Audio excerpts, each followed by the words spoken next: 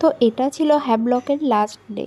সকালবেলা ঘুম থেকে উঠে রেডি হয়ে আমরা চলে এসেছিলাম হোটেলের রেস্টুরেন্টে। হোটেলে চেক আউট করে নিয়েছিলাম, করে নেওয়ার পর ব্রেকফাস্ট করতে চলে এসেছিলাম। এখানে ছিল বুফে সিস্টেম খাবার।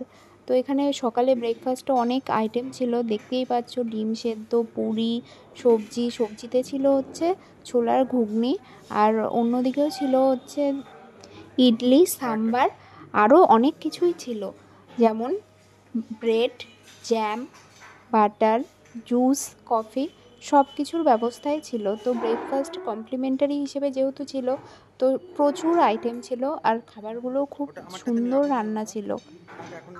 এরপর সব কিছু নিয়ে আমরা চলে যাই টেবিলে। টেবিলে বসে সমস্ত খাবারটাকে এনজয় করি।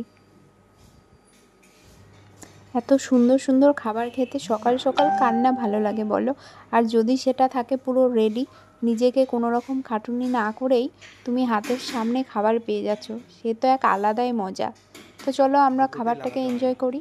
আর হ্যাঁ, ভিডিওটি কেমন লাগলো অবশ্যই কমেন্ট করে জানাবে। কমেন্ট করতে ভুলবে না কিন্তু। ভিডিওটি ভালো লেগে থাকলে লাইক, কমেন্ট আর শেয়ার করতে ভুলো না। Thank you.